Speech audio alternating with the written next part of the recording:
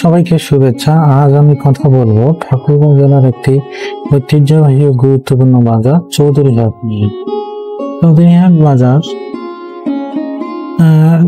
ঠাকুরগাঁও জেলার সদর উপজেলায় অবস্থান, যেখানে আশেপাশের বিভিন্ন গ্রাম থেকে মানুষ এসে তাদের কৃষিপণ্য, গৃহপালিত পশু, দৈনন্দিন ব্যবহারের সামগ্রী কেনাবেচা করে।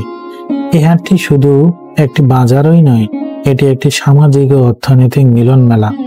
এখানে কৃষকরা তাদের উৎপাদিত দ্রব্যাদি বিক্রি করেন, পাশাপাশি মুরগি, হাঁস, গরু, ছাগলের হাটও এখানে গুরুত্বপূর্ণ অংশ। চৌধুরীহাটে রয়েছে নানা ধরনের দোকান, কাঁচা বাজার, মুদি দোকান, ওষুধের ফার্মেসি, মোবাইল ও ইলেকট্রনিক্স সামগ্রীর দোকান, এমনকি ছোটখাটো খাবারের হোটেলও। হাটের দিনগুলোতে এলাকায় চলে উৎসবের মতো আমেজ। এই বাজারের আরেকটি বড় বৈশিষ্ট্য হলো এটি আশেপাশের গ্রামের অর্থনীতিকে চালিত করে। এখানে শুধু বেচাকেনা হয় তা নয়, হয় সম্পর্কের আদান প্রদান, একে অপরের খবর নেওয়া, সমস্যার সমাধান খোঁজা, এমনকি নতুন পণ্যের ট্রেড বোঝার জায়গাও এখানে ঘটে।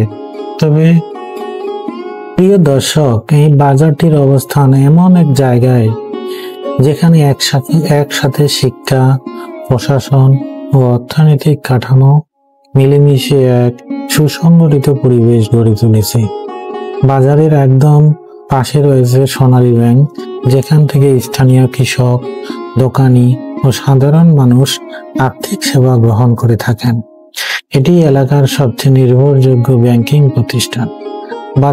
বাজারটির কাছাকাছি রয়েছে সালন্দর ইউনিয়ন পরিষদ কার্যালয়, যেখান থেকে স্থানীয় সেবাসমূহ প্রদান করা হয়, যেমন নাগরিক সনদ, সামাজিক সুরক্ষা ভাতা, উন্নয়ন প্রকল্প বাস্তবায়ন ইত্যাদি। এর বাজারের খুব কাছে হওয়ার জন্য মানুষ একসঙ্গে বাজার ও প্রশাসনিক কাজ সহজেই সম্পন্ন করতে পারে। এছাড়াও অল্প কিছু দূরেই অবস্থিত সালন্দর উচ্চ বিদ্যালয় এই এলাকার একটি ঐতিহ্যবাহী শিক্ষা প্রতিষ্ঠান। শিক্ষার্থীরা প্রতিদিন এখান দিয়ে যাতায়াত করে এবং অনেকেই স্কুল শেষে বাজারে প্রয়োজনীয় জিনিসপত্র কিনে নেয়। আমার এই ভিডিওর মধ্যে যদি কোনো শিক্ষার্থী এই বিদ্যালয়ে থাকে তাহলে জানাবেন। এই বাজারের চারপাশে রয়েছে বিভিন্ন দোকান, তারপর ফলমূল, আখের দোকান, রিক্সা, ভ্যান স্ট্যান্ড, এমনকি বিভিন্ন ইলেকট্রিক্স সামগ্রীর দোকানও। প্রতি সপ্তাহে নির্ধারিত হাটের দিনে মানুষজন ভিড় করে আশেপাশের এলাকা থেকে। বাজারের মাঝখানে একটি বড় আম গাছ রয়েছে, সেটি যেন এই এলাকার পরিচিত হয়ে দাঁড়িয়েছে। আখের স্তূপ, ফলের ভ্যান আর মানুষের ভিড় সব মিলিয়ে এখানে একটি পরিপূর্ণ গ্রামীণ বাণিজ্যিক পরিবেশ বিরাজ করছে।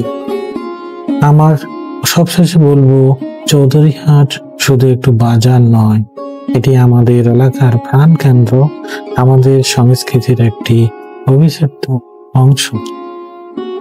যখন আমরা ফিরতি পথে রওনা দেই, তখন রাস্তার পাশে চোখে পড়ে একটি শান্ত সবুজ প্রকৃতির দৃশ্য, যেখানে দাঁড়িয়ে আছে পলি নার্সারি। সারি সারি গাছের চারা, ফুল ও ফলের গাছ যেন এক নতুন জীবনের প্রতিশ্রুতি দিচ্ছে। আর একটু এগিয়ে যেতেই দেখা যায় বিস্তীর্ণ সবুজ পাট ক্ষেত, যেখানে কৃষকেরা ব্যস্ত পাট কাটার কাজে।